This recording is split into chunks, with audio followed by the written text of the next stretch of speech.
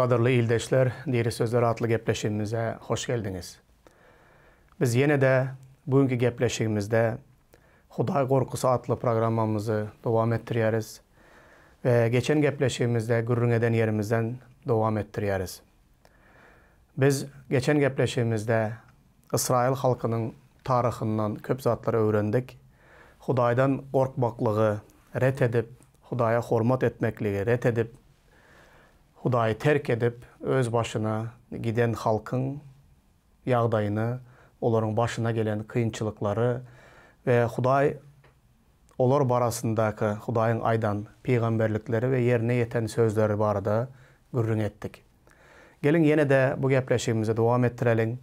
İsrail halkı bilen, köplük halk bilen, bir yurt bilen Hudayın arasındaki katnaşıktan käbir özümüzün bugünkü durmuşumuz için gerekli olan sapakları çıkaralım ve Hudaydan korkmaklığı öğrenelim ve Hudaydan korkup onun kanunlarını yerine getirip ona boyun olup, ona hormat edip iman hayatımızı ta İsa'nın geleceği gününe kadar ve baki Hudaya olan imanımızı şeyle korku içinde devam ettirelim.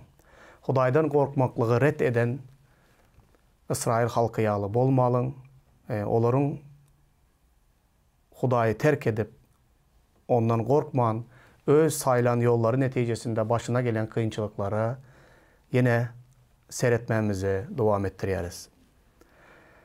İrmiya Peygamber'in kitabında 2. babın 13-17. ayetlerinin okuduk geçen gepleşimizde. Onun sonunda şu ayet bilen yine de bu programımıza başlamak isteyen şu da şeyle diye. Çünkü menin halkım iki sanı pis iş etti.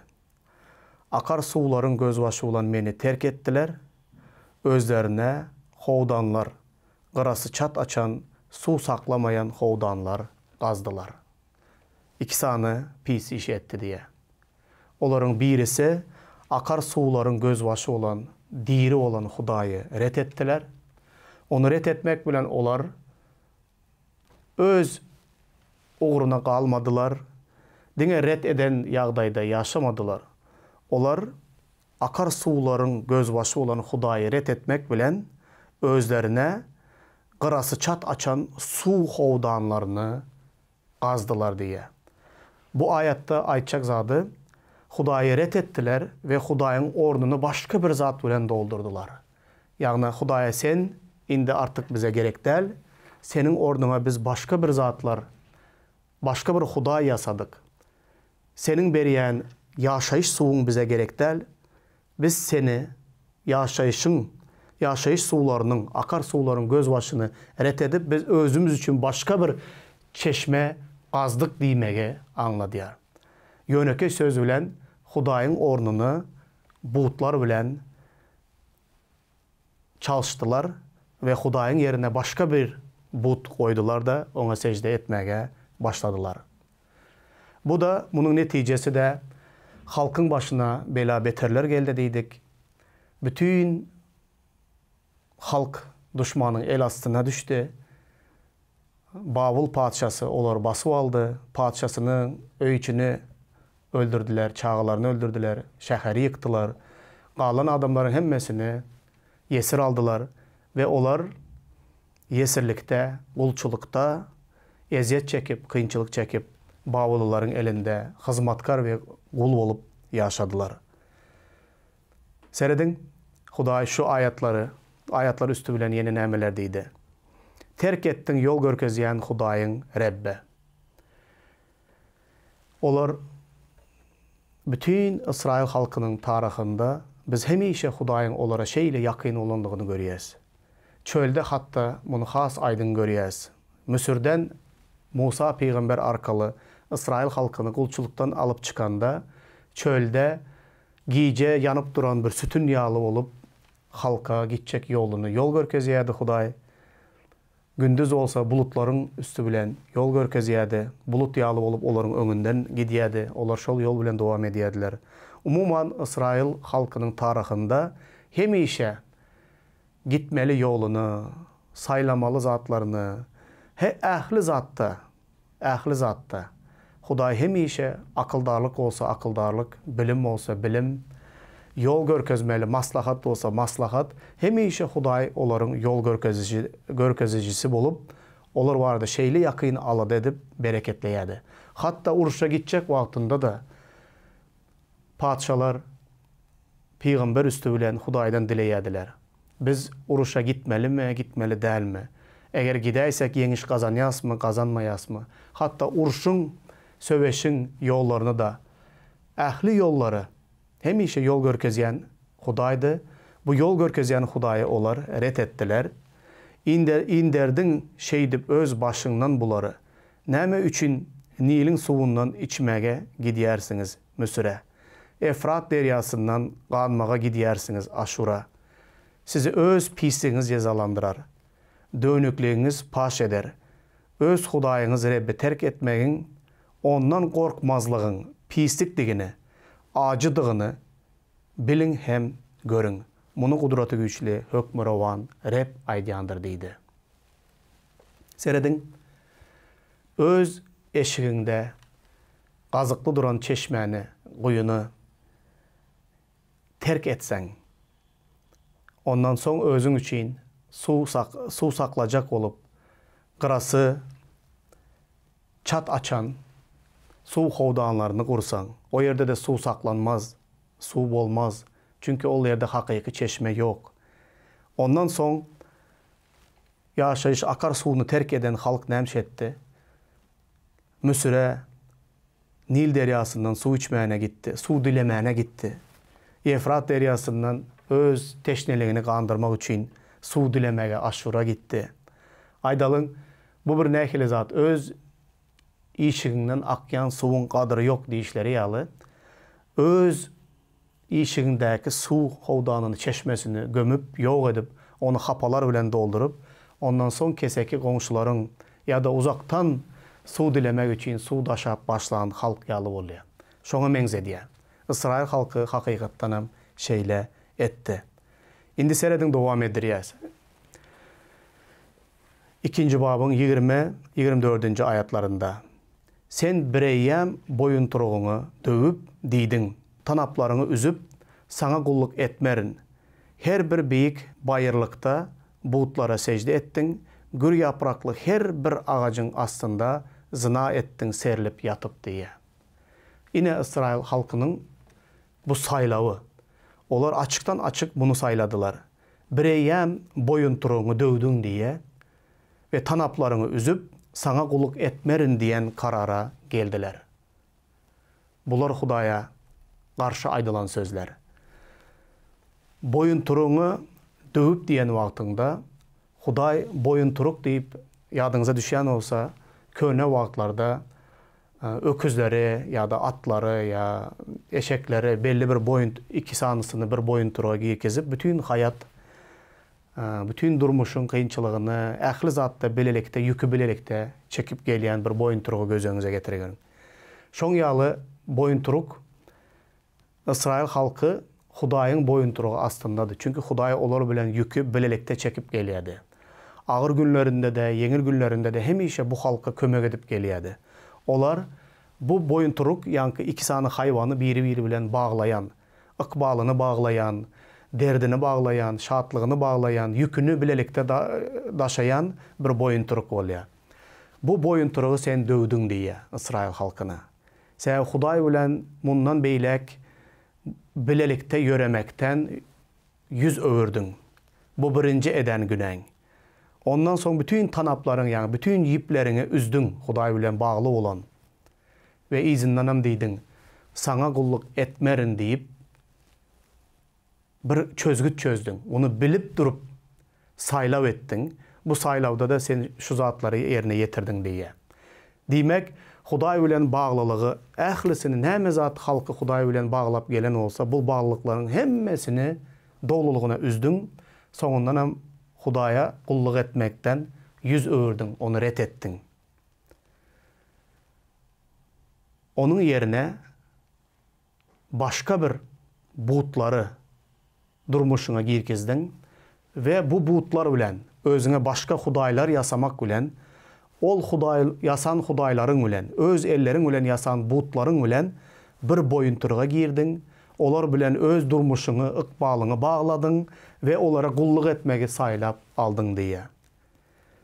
Hak Hudaydan yüz öğürüp her bir bayırlıkta butlara secde ettin diye Huday. Gür yapraklı her bir ağacın astında sen zina ettin, serlip yatıp diye. Kim bilen zina ettin? Zina ettin diyen vaktinde bu fizik taydan edilen zina vardı gürrün gitmeye. Bu tayda Hudaya bolan bir vepalığını görközdün diye. Huday hemişe köne ak dövründe de halkı bir gelin yağlı ve özünü bir gelinin giyev yağlı ve təzə akta da yığnak bilen arasında şol bir zadı aydiya.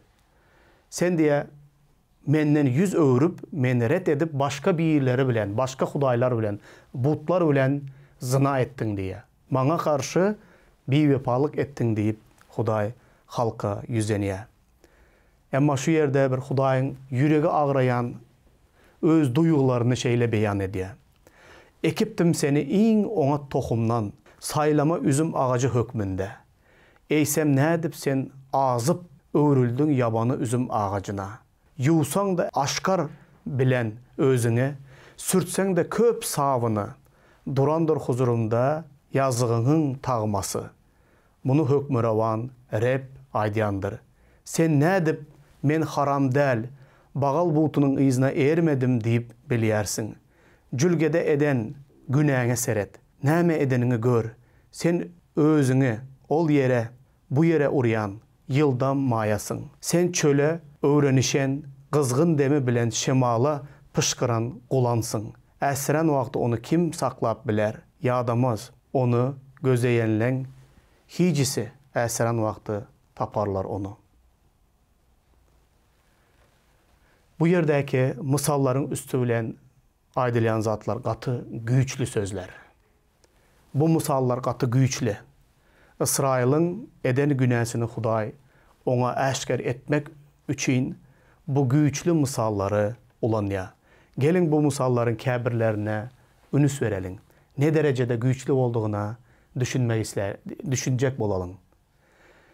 İsrail halkına diye ekiptim seni in ona tohumdan saylama üzüm ağacı deyip alıp geldim. Kovun ahalları. Emma sen diye ne edip sen azıp öğrüldün yavanı üzüm ağacına. O biliyeniz kovu saylama üzüm ağaçlarının meyvesinden olur tanıyaniz. Saylama üzüm ağaçlarının meyvesi tağamlı, süyücü, şeyle ovadan görünüşü olan kovu üzümün gözünüze getirip görün. Şeyle diye saylama nahalları getirip ektim ben diye. Ama bir zat bolup geçti. Halkım sen azdın. Azdın da diye yavanı üzüm ağacına öğrüldün. Yavanı üzüm ağacı ne kili oluyor? Yavanı üzüm ağacı hiçbir şahaları kesilmedik. Hiçbir timarlanmadık. Hiçbir görünüşü olmadık. Kolları her taraflara çaşıp giden hiçbir gür ağaç yağlı üzüm ağacı. Onun arasından meyve tapmak da katı kıyın oluyor.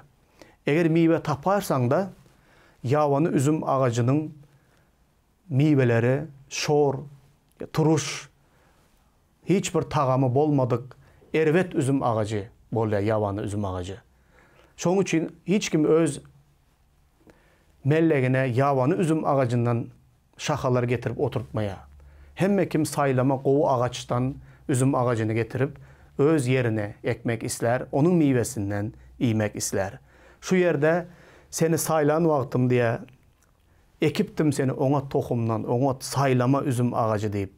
Ama sen azdın ve yavanı üzüm ağacına öğrüldün. İndi senin meyvelerinden peydalanmak mümkün değil yağdaya geldin diye. Seredin devam ettiriyaz. Yusan da aşkar bilen özüne, sürtsen de köp savını, durandır huzurumda yazığın, günahlarının tağması. Bunu hükmü rovan Reb aydiyandır. Neçe yusan da, yazığın, günahların senden ayrılmaz. Neçe özüňe aklasaň da, sen bu etmişlerini öz özüňden süpürüp aýryp bilmeýän. Munuň deregine seredin. Olar öz yazıklaryny, öz günahlerini sabun bilen yuwup, suw bilen yuwup aýyrmak isleýärler. Emma diýe, ýene de meniň huzurumda diýe Hudaý eden günahlerin dur. Olaryň tagmasyny, olaryň yzyny sen hiç bir zat bilen yuwup aýryp bilmeýän. Soňundanam diýe seredin. Sen nädip diýe halka ýüzlenýär? Men haram däl, bagal butunyň yzyna eýermedim diýip bilýärsiň. Şu ýerde bir zat hayran galdyrýan bir zat bar. Halk näçe günah etse de, Hudaýdan daşlaşsa da, Hudaýy terk etse de, bularda toba yüreginin yokluğunu görkezýär. Köp adamlar bizde şu günkü günde de bunu görüp bilýäs. Adamlar dürlü hili dinlerde, dürlü dine inanmayan adamlarda özünün geçmişdeki eden günahlarını, yaramazlıklarını, buları diye hiç bir zat bilen yuwup aýryp bilmeýärler diye adamlar ýaxşy işler etjek bolup, sowap işler etjek bolup, özünün geçmişdeki günahlarını Hudaýyň öňünde bir zat edip aklajak bolýarlar. Öz güýji bilen, öz ýaxşy işleri bilen, özünün dogrulygy bilen aklap ýuwjak bolýarlar. Emma bu zatları diye sen näçe sawyny çalsaň da, näçe özüňi suw bilen ýuwsaň da, ýene de Hudaýyň gözüniň öňünde senin eden etmişleriň, senin günahlaryň tagmasy gitmeye, arassalanmaya. Nem üçün? Sebebi İsrail halkına seredin. Siz diye günahlarınız belli. Onu yuwup temizleyecek bolýaňyz. Emma Hudaýyň öňüne gelen wagtyňyz yüreklerinizde toba yürek yok. Yine men nädip bagal butunyň yzyna erdim diýip öz günahınızı boyun almayanız, toba yüregi yokluğu için sizin günahlarınız ayrılmaya diye. Adamlar toba etmeden hiçbir ýaxşy izat bilen, ýaxşy iş bilen, pul bilen, beren sadakası bilen, ýaxşy eden hayır hasabat işleri bilen öz günäsini yuwup bilmeýär. Yüreginde özünün günahkärligini boyun alıp, ol günahlarından yüreginde toba edip, yüreginde ve aklında özünün günahkärligini bilip Hudaýyň öňüne pes göňlülük bilen gelen wagtynda Hudaýyň gözüniň öňünde senin ähli eden günahlaryň yuwulup temizlener ve näkili temizlener. Senin ýaxşy işleriň bilen däl, toba yüregiň bilen ve İsa Mesihiň döken mukaddes gany bilen adamzadyň günäsi dolulugyna yuwulup aýrylar. Jülgede eden günäňe seret. Näme edenini gör. Sen özünü ol yere, bu yere uryan yıldan mayasın. Sen çöle öğrenişen kızgın demi bilen şemala pışkıran kulansın. Bilýäňiz,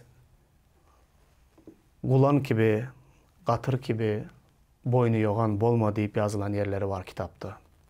Bu yerde seredin şemala pışkıran, kızgın demi bilen, çöle öğrenişen, eýlek-beýlek urulyan yıldam kulansın diye.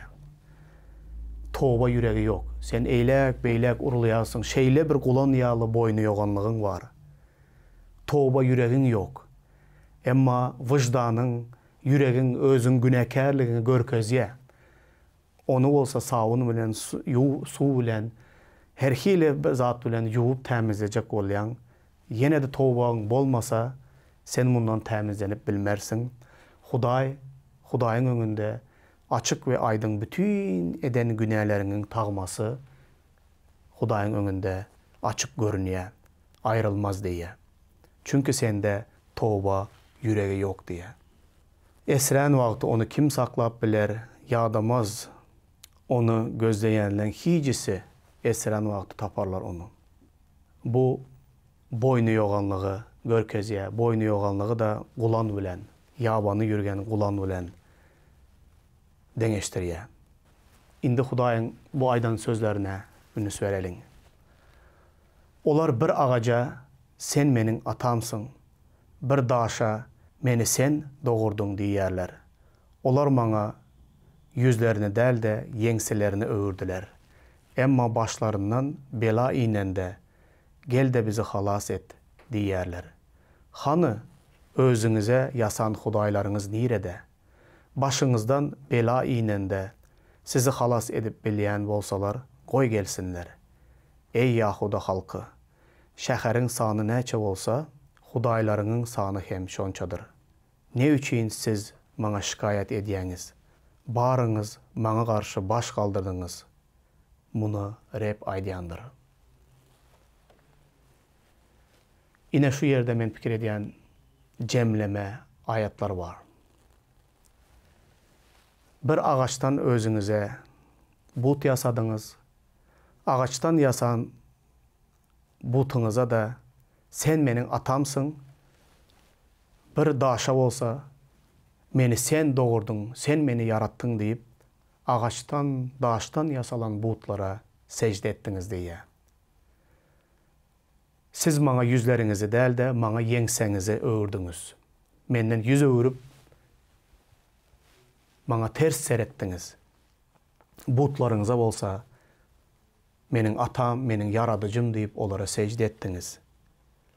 Emma gaty hayran galdyrýan bir zat var. Emma başlaryňyza bela inende gel de bizi halas et diýersiňiz diye. Başlaryna bela inen wagtynda adamlar öz elleri bilen yasan butlaryna, öz elleri bilen yasan, ağaçtan yasan, daştan yasan butlaryna, ýani sen meniň atam, sen meni yarattyň diýip secde edýän butlaryna yüzlenmeýärler.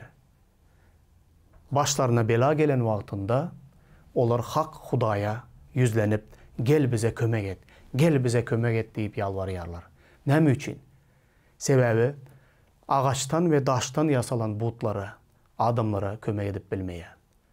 Bizim bu döwürdäki yasayan butlarımız, baylygymız, bütün izinden ılgan keypi sapamız, özümüzü yüregimizde but edip secde edýän zatlarımız bize başımıza bela gelen wagtynda, hastalık gelen wagtynda, kynçylyk gelen wagtynda, ölüm gelen wagtynda biz o butlardan kömek alıp bilmeýärligimiz üçin hak Hudaý hany maňa kömek et diýen wagtymyz gelýär. Yalvarýas, Hudaý bar bolsa maňa kömek etsin. Hudaý nirede diýip agtarýas. Näme üçin? Sebebi adam eli bilen yasalan butlar, ağaçtan olsun, daştan olsun yasalan butlar bizim atamız däldir. Ağaçtan ve daştan yasalan butlar, olaryň ne gözü var görüp bilýär bizim derdimizi, ne kulağı var bizim periatlarımızı eşidip bilýär, ne olaryň yürekleri var bizim başımıza betbağçılık gelende yüregi avar ýaly, bize rehmi geler ýaly yüregi var. Butlarda beýle zatlar yok. Çünkü olar bizi yaratmadı. Nädip öz ellerimiz bilen yaradan, daştan, topraktan, ağaçtan yasan butlarımız nädip ol bizim atamız olup bilýär. Nädip el bilen adam eli bilen yasalan butlar bize kömek edip biler. Çünkü olary biz yasamadık mı? Olar nädip bizim yaradıcımız bolup bilýär. Biz olary öz ellerimiz bilen yaratmadık mı? Hudaýyň jany ýanyp şunu diýär. Eger daştan ve ağaçtan yasan butlaryň senin atan olsa, seni yaradan olsa, goy olar senin başına betbağçılık gelende ölümden, baki ölümden, dözak odundan da seni olar halas etsin diye. Näme üçin meniň adım tutup meni çağıryarsın?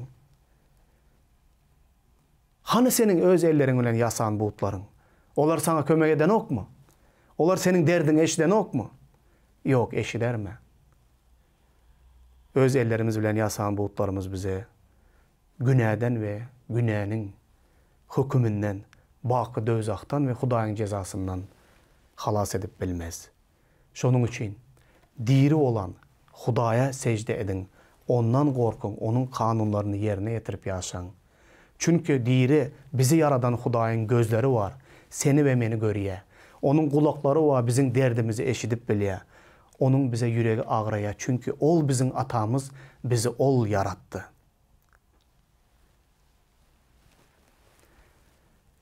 Ey Yahuda halkı, Şəhəriňiz sany näçe bolsa, Hudaýlaryňyz sany hem şonçadyr. Niçin siz maňa şikayet edýärsiňiz? Baryňyz maňa garşy baş kaldırdyňyz. Muny Rep aýdýandyr. Gaderly doganlar, Hudaýdan yüz öwürüp hudaýsızlykda ýaşaýan bolsak, ondan korkmagy saýlamagan ýaşan bolsak, başımıza gelen belalarda Hudaýa şikayet etmeliň. Çünki muny biz öz başımıza özümüz getirdik. Eger Hudaýdan daşlaşan hem bolsaňyz, bugün ona öwrüliň. Çünki yaradıcımız, atamız, gökdäki Hudaý, yeketäk Hudaýdyr. Eger ağır günümüzde ondan kömege garaşýan bolsak, onda yeňil günümüzde de onun Hudaýlygyny bilip, ondan gorkup, ona hormat edip ýaşalyň.